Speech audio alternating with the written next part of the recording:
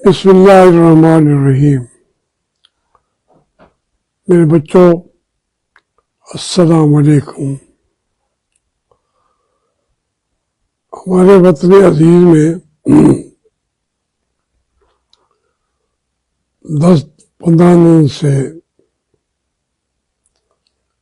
ایک ہی مسئلہ رہ گیا ہے. وہ ہے کہ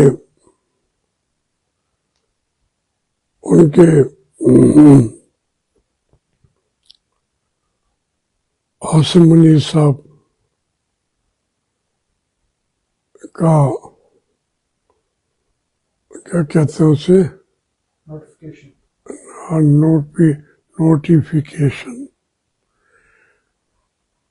نوٹیفیکیشن سن کے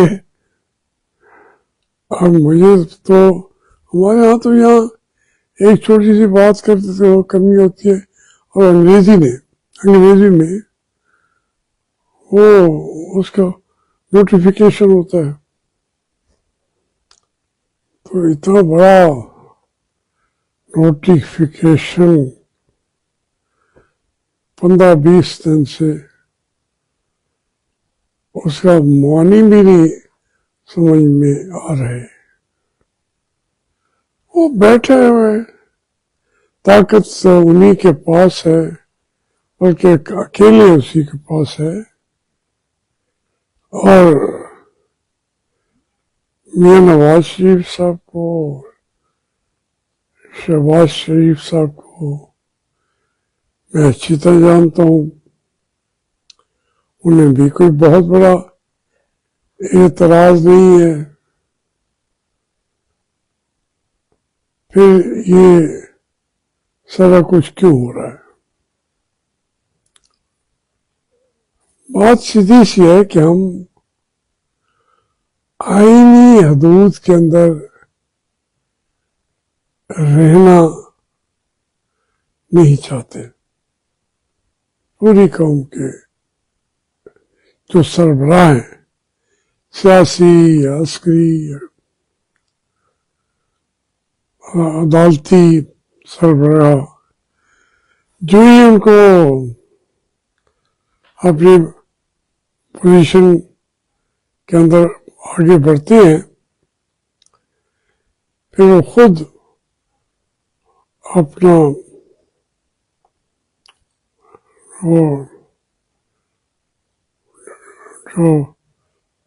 جو جاری کر دیتے نوٹیفیکیشن.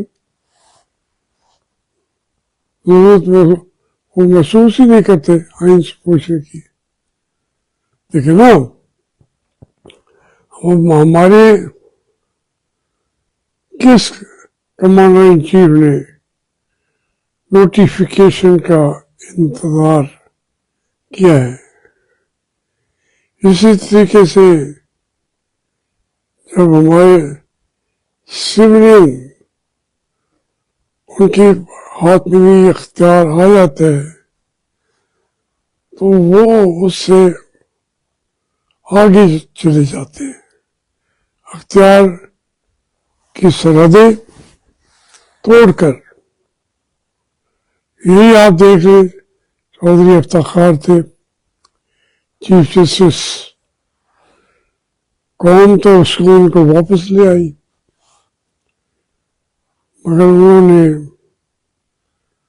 آئین سے بڑھ کے آگے جا کے نوٹیفیکیشن کی پرواہ کیے بغیر انہوں نے فیصلے کیا کیے.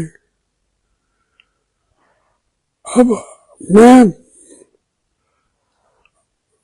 دیکھ رہا ہوں جو ہمارے ملک کا برین ہے، وہ تقریباً آج ایک جگہ پہ اکٹھے تھے. میں لاہور میں تھا دوپہر کو، تو ہم نے ایک کھانے پہ اکٹھے تھے سارے. ہر ایک کے پاس اپنی خبر تھی. ملکی حالات پہ آج کا جو کچھ ہو رہا ہے اس کے بارے میں وہ اپنی اپنی خبر لائے تھے. ایک کی خبر دوسرے سے ملتی ہی نہیں تھی.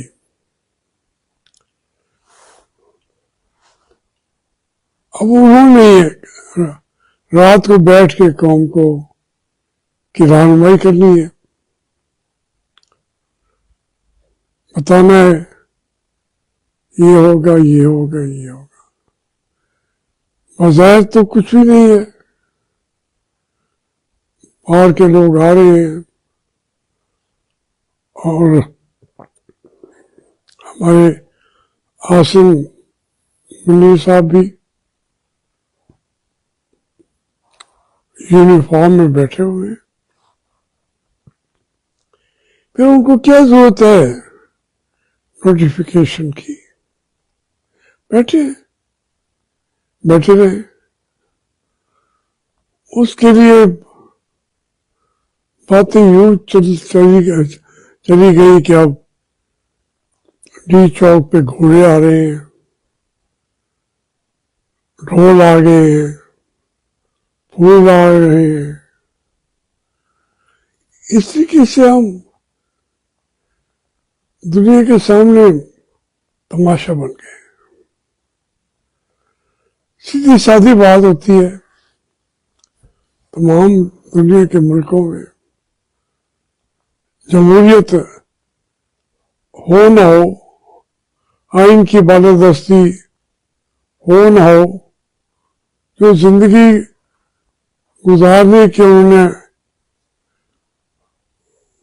ایک طے کر لی ہے کہ ہم نے کیسے مل کے رہنا ہے، تو زندگی اس کے مطابق گزار رہے ہیں. میں اس پر جتنا بھی سوچتا ہوں، دیکھتا رہا ہوں اپنے ملک کی تاریخ میں کہ یہاں پر تو وہ جو بھی آتا ہے اس کے ہاتھ میں بندوق ہے، تلوار ہے، چاقو ہے، وہ لے کے کھڑا ہو جاتا ہے ہمارے سر پہ نشانہ کر کے، کہتا ہے جو میں کہہ رہا ہوں اس کو مانو، آئین کی تو جو تشریح میں کرتا ہوں وہ تسلیم کرو. اب اس میں سازر ہے طاقت کا سرچشمہ، تو ہمارے یہاں تو طاقت کا سرچشمہ بلٹ ہے، گولی. عملی طور پر یہی ہوا ہے ہمارے ملک میں. میں بار بار محنت کرتا ہوں کہ خدا را آپ نے اپنے آپ کو تو محفوظ کر لیا ہے، بچے آپ کے امریکہ میں بیٹھے ہوئے ہیں، وہاں کی شہریت لے چکے ہیں، پیسے آپ کے وہاں پہنچ چکے ہوئے ہیں، آپ کو بھی شریعت مل جائے گی. پہلے کو مل ہی گئی ہے نا، تو وہاں پہ بیٹھے ہوئے ہیں. یہاں آئین کو چلنے دو یار، خدا کا نام مانو. جو ہمارے بڑے جنہوں نے یہ ملک بنایا یا بنانے میں متحرک تھے، ان کی طرف دیکھ لو. یہاں ہر آدمی آ کے فرمان امروز جاری کرتا ہے، اور فرمان روز میں ہمیں کہا جاتا ہے کہ تم اپنے آپ کو میرا غلام سمجھو، آئین کی تشریح میں نے کرنی ہے. یہ مختلف شکلیں ہیں. آج عاصم منیر ہے جو چاہتا ہے کرتا جاتا ہے، کوئی روک سکتا ہے؟ وردی پہننے کا قانون نہ ہو تو کہتے ہیں میں پہنوں گا. پھر وہ ہمارے، میں نہیں سمجھتا کہ وہ انہوں نے کوئی ریزسٹ کیا ہو. کہاں کہاں مسائل ہیں عاصم منیر صاحب کو، کہاں سے اسے ڈفر کیا جا رہا ہے وہ جانے، اور ریزسٹ کرنے والے جانے. قوم تو بیچاری بالکل خاموش ہے، بس یہی سوچ رہی ہے کہ ہمارا کل کا بادشاہ کون ہوگا. پہلے تو بادشاہ مرتا تھا تو وہ تالا دروازے پہ لگا کے سو جاتے تھے. جو سب سے پہلے دن کو آتا اور تالا اس کی جھولی میں گر پڑتا تو وہ کہتے یہی ہمارا بادشاہ ہے. اور اس طرح کے اندر کئی بادشاہ بنے، بلکہ لوگوں نے تو یہ مشہور کر دیا کہ ایک فقیر آیا، وہ خیرات مانگنے کے لیے آگے اس کی جھولی میں تالا گر پڑا، وہ بادشاہ بن گیا. اور صبح و شام کو کہتا تھا کہ حلوہ پکاؤ، اس کا آرڈر اس کے علاوہ کوئی تھا ہی نہیں. کہتے حضور کوئی حکم دے، کہتے پکاؤ حلوہ. پھر دوسرے دشمن نے ملک پہ حملہ کر دیا تو انہوں نے کہا کہ حضور اس سے دفاع کے لیے پکاؤ حلوہ. انہوں نے کہا جی فوجی اندر آ گئی قلعے کے، تو اس نے ٹھیک ہے، اس نے اپنا وہ ڈنگوری اٹھائی اور کہنے لگا بادشاہی جانے اور آپ جانے، ہمیں تو حلوہ کھانا تھا، ہم نے حلوہ کھایا. تو یہاں تو بادشاہ پاکستان میں تو ایسے آتے ہیں، وزیر اعظم بھی ایسے آتے ہیں، وہ اپنا حلوہ کھاتے ہیں اور چلے جاتے ہیں. یہ ہماری نانیاں دادیاں یہ کہانیاں ہمیں سناتی تھی تو ہمیں سمجھ نہیں آتی تھی کہ یہ کیسے کہ فقیر اور بادشاہ بن جائے اور حلوہ کھا کے چلا جائے، قوم کو دشمن کے حوالے کر جائے. قوم اس کی تھی نہیں. یہ کہانیاں پڑھ کے ہم جوان ہوئے تو ہم تو جناب بادشاہ سلامت کو اس کے استقبال کے لیے تیار ہیں. خدا کا نام مانو، میری اسٹیبلشمنٹ کے لوگوں، آپ اس ملک کو چلنے دو. آپ نے بہت کھا لی ہے. آپ نے چوروں کی طرح چوری بھی کی ہے، اعلانیہ طور پہ ڈاکہ زنی بھی کی ہے. ملک کے پاس کچھ نہیں رہنے دیا آپ نے. اس ملک کے لوگوں کی جو وقت کیفیت ہے، یقین مانیے آپ نے نیچے آ کے دیکھے تو صحیح.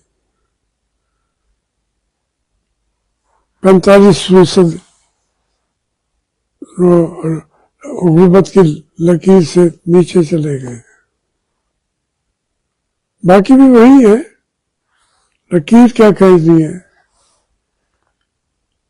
चंद लोग हैं जो खाने वाले लूटने वाले हैं, वो तो 20-25-20% होंगे, वो सारा खा जाते हैं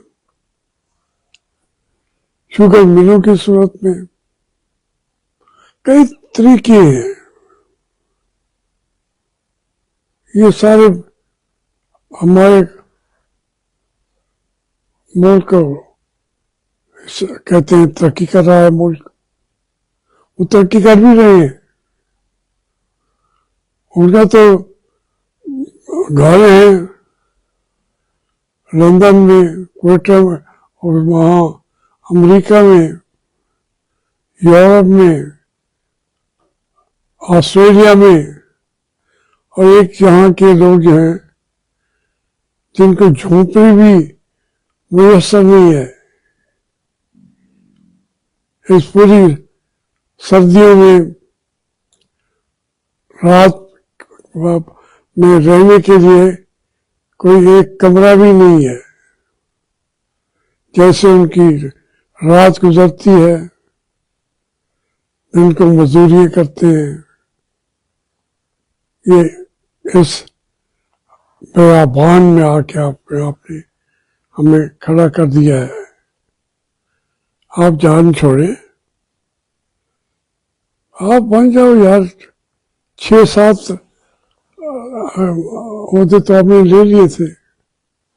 अब वो कहते हैं कि कमांडर इन चीफ और होगा।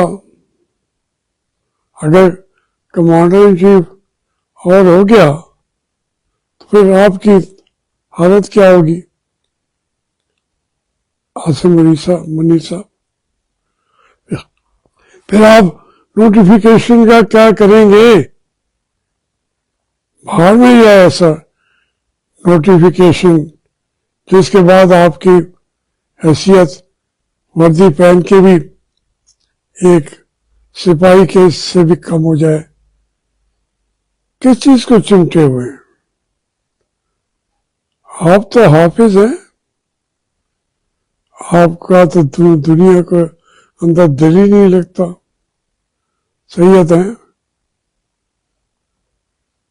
आप, बेइज्जत तरीके से मुल्क की जान छोड़ दीजिए, फिर वरना कौम ने कईयों से जानें छुड़ाई हैं, आपसे भी छुड़ा दें इंशाअल्लाह।